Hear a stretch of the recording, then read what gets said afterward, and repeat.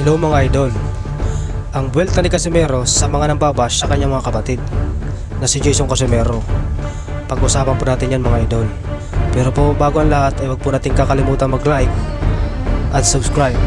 At pakiclick na rin po ang notification bell button para updated po kayo sa mga bago ko pang-upload. So napuno na nga po ang angas ng Pinas na former 3 Division World Champion na si January Casimero. Sa mga fans niya na nagsasabi na palitan na nga daw po ang kanyang head coach na si Jason Casimero aka Kuya Lods. Kaya nga po dahil dyan ay sumabog nga po sa galit itong si January Casimero sa mga nagsasabi na palitan na nga po ang kanyang head coach. Dahil nga po dyan ay nagsalita na nga po itong si January Casimero sa kanyang latest live sa kanyang YouTube channel na Cuatro Alas TV Vlog. Ano po pagkakamali ni Kuya Lods sa training namin? May nagkakamali na ba si Kuya Lods? Kahit isang beses hindi pa kami natalo.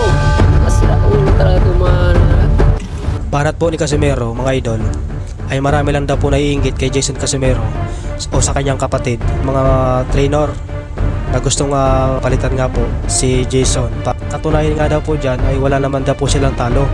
Wala daw po nang naging head coach niya ang kanyang kapatid na si Jason. Kaya naman daw po wala naman daw po pagkakamali itong si Jason sa kanyang magiging coach niya. Mula din ang naging coach niya si Jason ay hindi pa rin po siya nila natatalo kahit isang beses man lang. Yun lamang daw po ang inyong tatandaan. Undefeated naman daw po siya mula si Jason ang kanya naging trainer. Ang nga po sinabi po ni General Casimero na mga saraulo lang daw po ang mga naiinggit at nagsasabi nga palitan na nga daw po ang kanyang head coach na kanyang kapatid na aka Kuya Lods. Kasi nga daw po ay maraming naiinggit kay Jason, lalo na sa sakita na 10% sa bawat laban niya. Ay pinakita po ni General Casimero kung paano niya pinahalagahan at pinasalamatan ng kanyang kapatid na si Jason Casimero. Ay katunayan po niya na binilhan nga po niya ng bagong sasakyan itong si Jason. Pakikita nga po ninyo sa video sa kanyang YouTube channel talagang si Jason ay hindi makapaniwala na talagang nagkaroon siya ng isang pinapangarap niyang sasakyan.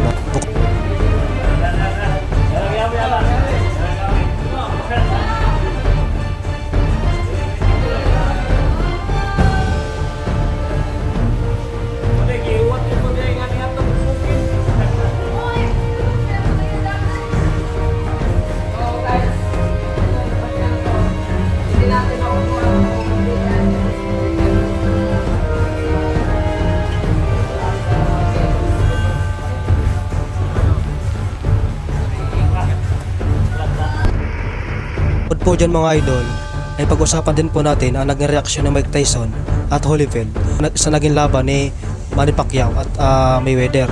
Kung matatandaan nga po natin mga idol, magtatatlong linggo na nga po nakalipas nang sabihin nga po ni Mike Tyson bagamat kababayan niya itong si Mayweather ay humihingi po ito ng paumanhin sa kanya dahil nga po ay hindi ito sumasang-ayon sa naging resulta ng laban nila ni Manny Pacquiao. 8 taon na nga po nakakalipas. Para po daw sa kanya ay hindi rin po daw talaga dapat tawaging GOAT ang boxing itong si Mayweather. Dahil para po sa kanya ay mas nagagalingan daw po siya kay Manny Pacquiao isa kay Mayweather. At paliwanag din po ni Mike Tyson at kung pagiging undefeated lang daw po ang pagiging basihan ni Mayweather para po tawagin siyang great of all time sa sports ng suntukan ay malaking katarantaduhan daw yun. Dahil marami daw po ang boksingerong nagretiro na undefeated at marami din po ang mga boksingerong umabot muna sa 50 ang panalo bago nakatikim ng unang pagkatalo.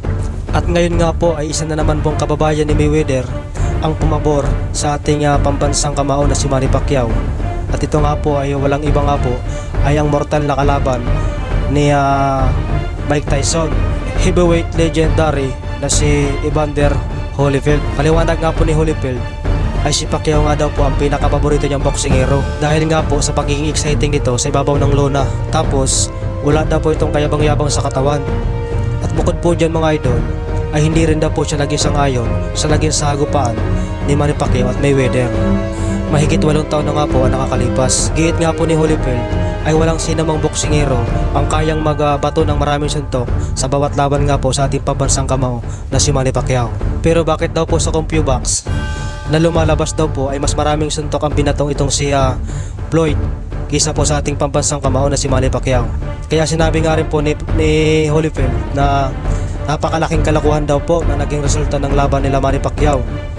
Kasi nga po itong si Manny Pacquiao ay ang pinaka-busy fighter pagdating sa ibabaw ng luna at sa buong mundo.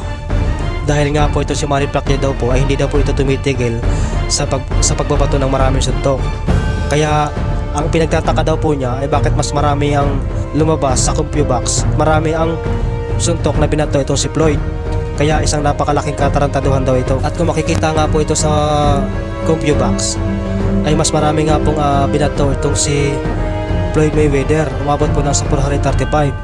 Samantalang itong si Manny Pacquiao ay umabot lang po sa 429 habang daw po ang mga punches na ibinato ni Manny Pacquiao. Kaya isang napakalaking katarantaduhan daw ito na kung mas marami daw itong binatong suntok si Floyd. So hanggang dito na lamang po mga idol, at wag po natin kakalimutan mag-like at subscribe at pakiclick na rin po ang notification bell button para updated po kayo sa mga bagong upload.